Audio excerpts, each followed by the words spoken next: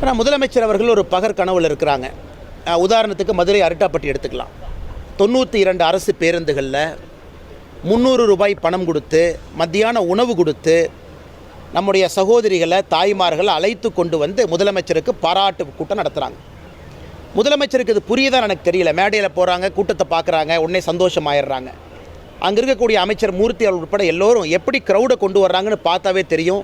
திராவிட முன்னேற்ற கழகம் எந்த காரணத்திற்கும் திமுகவினுடைய ஆட்சி வருவதற்கு வாய்ப்பே இல்லை. உதாரணத்திற்கு அந்த பாராட்டு விழா உதாரணமாக சொல்கிறேன். 92 அரசு பேருந்தில் மக்களை அழைத்து வந்தால் பாராட்டு விழா நடத்துவீங்க? மக்கள் தானாக அவர்களாக வந்து திரண்டு உட்கார வேண்டாமா? 300 ரூபாய் பணம் கொடுத்து மத்தியான சாப்பாடு, இதுதான் பாராட்டு விழாவா? நாளை அமைச்சர் கிஷன் ரெட்டி அவர்கள் நடக்கக்கூடிய பாராட்டு விழாவை பாருங்கள். கிராம மக்கள் அவர்களாக வந்து அந்த பாராட்டு விழாவை ஏற்பாடு செஞ்சுருக்கிறாங்க. இரண்டாவது, முதலமைச்சர் அவர்களை பொறுத்தவரை ஒரு காலத்தில் ரோட் ஷோலாம் கூடாதும்பாங்க.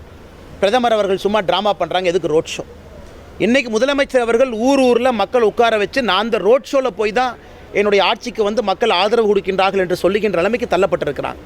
அதனால் எதற்காக பாரத பிரதமர் நரேந்திர மோடி அவர்களை முதலமைச்சர் அவர்கள் எதிர்த்தார்களோ அந்த ரோட் ஷோக்கு அனுமதி கொடுக்காம, ஒரு பிரதமருக்கு அனுமதி கொடுக்காத அவலம் தமிழகத்தில் நடந்தது. இந்தியாவில் எங்கேயுமே அனுமதி ஒரு பிரதமருக்கு கொடுக்காம இல்லை. கோர்ட்டுக்கு போய் கோயம்புத்தூருக்கு பர்மிஷன் வாங்கணும். இன்றைக்கி அதே முதலமைச்சர் கூட்டத்தை நிறுத்தி வச்சுட்டு இந்த பக்கம் அந்த பக்கம் கை கொடுத்துட்டு போகிறார். கேட்டால் மக்கள் அவர்களாகவே தானாக வந்து என்னை பார்க்குறாங்க, இந்த ஆட்சி அவ்வளோ அருமையாக இருக்குது, 2026 ஆட்சிக்கு வரப்போகிறோம். ஆனால் வெறும் நாடக கம்பெனியை போல தான் இன்றைக்கி திமுகவினுடைய ஆட்சி நடக்கிறது.